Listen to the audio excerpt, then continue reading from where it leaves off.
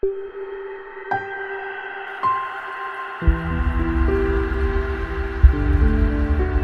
best configuration for your iMac is the one that suits your needs and of course your budget.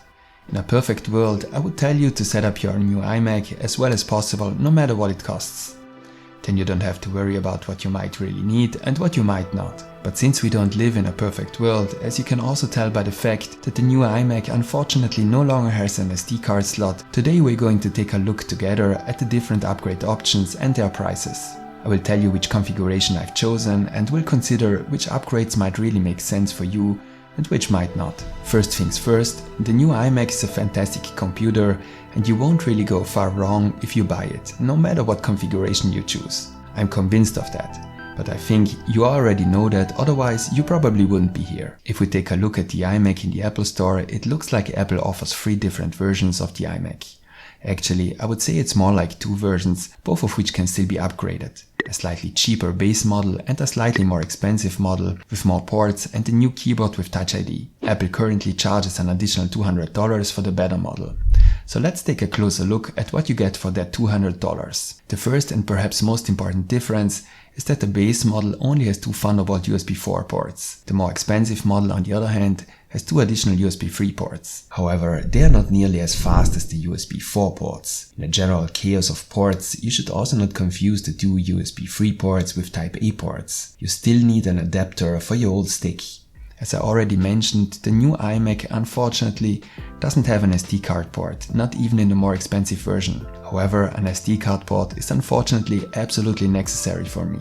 It's true that you can now transfer photo and video files wirelessly from most cameras. Nevertheless, I don't want to give up the still easier and faster workflow of simply taking the SD card out of my camera and copying the files to the Mac.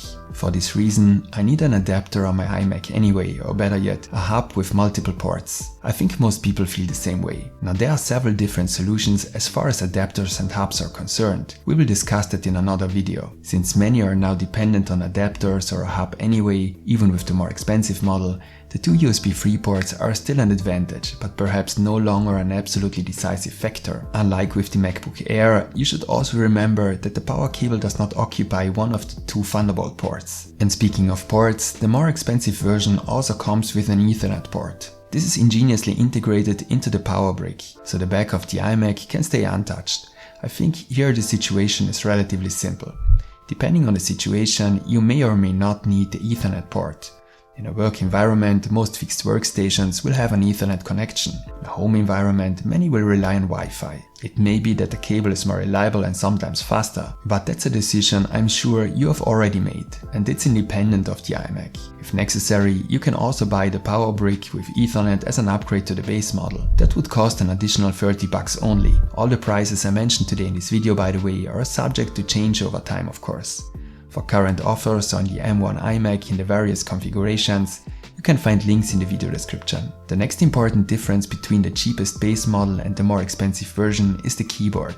The more expensive model has a magic keyboard with Touch ID. It is of course an advantage to use Touch ID instead of a password. Of course, how often you have to enter your password also depends on your security settings. Unlike a MacBook, your iMac stays in a fixed place most of the time. If that place is at your home, it could also be that you have disabled your password. I don't want to discuss whether that is appropriate at this point. Regardless, you can also use Touch ID in the App Store, iTunes Store, Safari, or other apps to automatically fill in your passwords.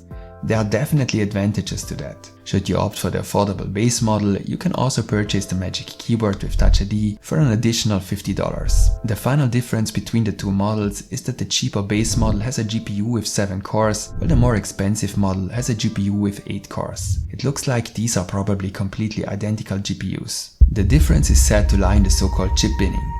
Simply put, this means that the manufacturing process does not always lead to perfect results. Should it now happen that due to small imperfections in the manufacturing process, a chip would not be able to run the machine with all 8 graphics cores without overheating, then this chip is sold as a kind of reduced version, because it obviously works without problems in this way.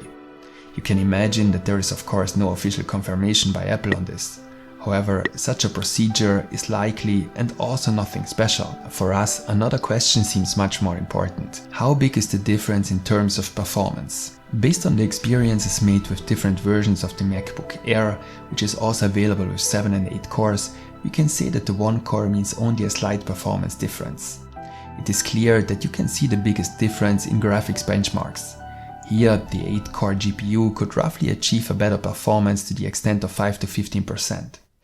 On the other hand, no difference could be determined in more CPU-related benchmarks. However, benchmarks can sometimes be a bit misleading. The system is constantly maxed out, which usually only happens for a short time in a normal work environment. During normal use of, for example, Office applications, Photoshop or Final Cut Pro, no perceived difference between the 7 and 8 cores could be noticed. It is clear that these results can still change over time. Many apps are not optimally adapted to the M1, and future apps will have higher requirements. And especially in applications that demand a lot of graphics performance, there will be differences. At this point, however, I have to add that according to unconfirmed reports, the base model with the 7-core GPU apparently only has one fan, while the model with the 8-core GPU is supposed to have 2 fans. Better cooling can obviously be an important advantage during long and more demanding tasks. With a poorly cooled GPU, it might be necessary to reduce the performance to avoid overheating. In case you want to find out more about this topic, I will put links to a few comparison videos in the video description. In summary, you get for an extra $200 2 additional USB 3 ports, an Ethernet port, the keyboard with Touch ID, and 8 graphics cores instead of 7 graphics cores. And apparently 2 fans instead of only 1 fan. As mentioned, you can upgrade the Ethernet port and also the keyboard with Touch ID separately. Personally, I opted for the upgraded version.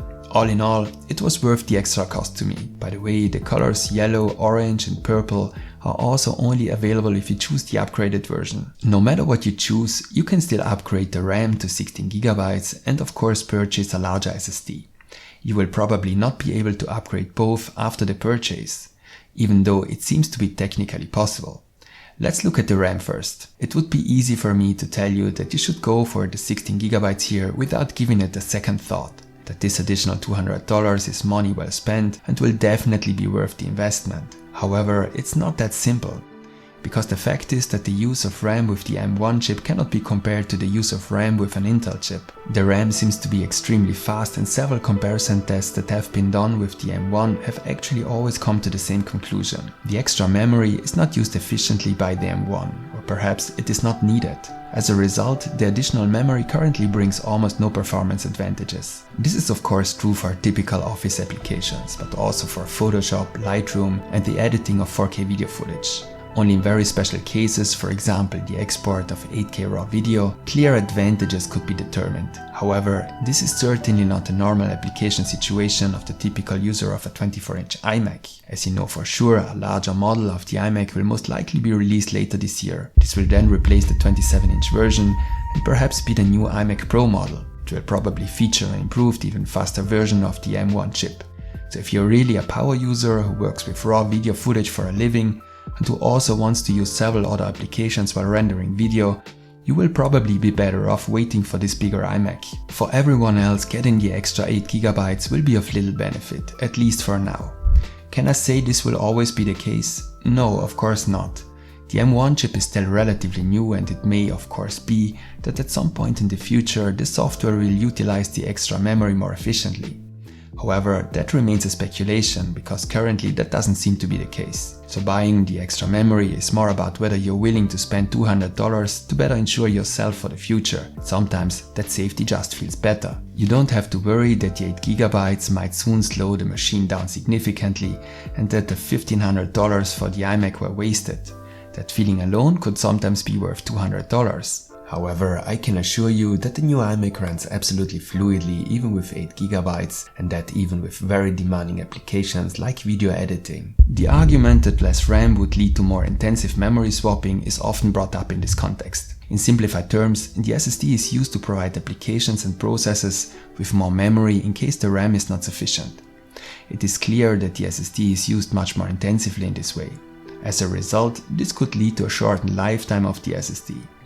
From today's perspective, it is almost impossible to say whether this is really the case and whether it even matters.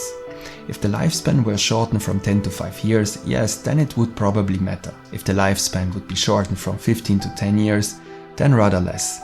However, since Apple uses very modern and very high quality SSDs, it is unlikely that the 8GB of RAM will shorten the SSD life in a way that would be an actual disadvantage. You would probably have replaced the iMac long before that, but that's just a prediction, of course. If you are a power user, then you should probably go for the 16GB, or maybe even better, wait for the bigger model.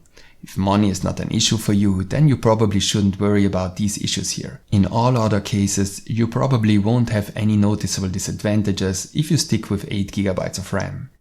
In addition to RAM, you can also upgrade the storage space. If you upgrade to 512GB, it will currently cost you $200. If you upgrade to a terabyte, that's $400. 2 terabytes will cost you an additional $800. On topic, I would definitely recommend external SSDs as well. I've been working with them on an iMac for years. It works flawlessly and you can save yourself a lot of money. On the other hand, you have to think about how much space you really need on your internal SSD. For programs and of course for certain files that you might want to store internally as well. I once made the mistake of buying a MacBook with too little internal storage. As a result, I have to live with a constant memory warning. I will not make that mistake again. However, I also work a lot with videos and photos, which of course require a lot of memory. If that's not the case for you and you're sure you can get by with 256GB, then of course you don't need an upgrade. I opted for a compromise here and chose 512GB. Apart from that, you can still opt for a keyboard with a numeric keypad and a trackpad instead of a mouse. I could do without both, whereby it is clear that if you work a lot with numbers, a numeric keypad is an absolute must. With that, I would like to say goodbye for today. Write me in the comments how you would like to put together your Mac and where you have the biggest doubts. If the video was interesting for you, give me a like as feedback. Subscribe for more videos about the M1 iMac and see you soon.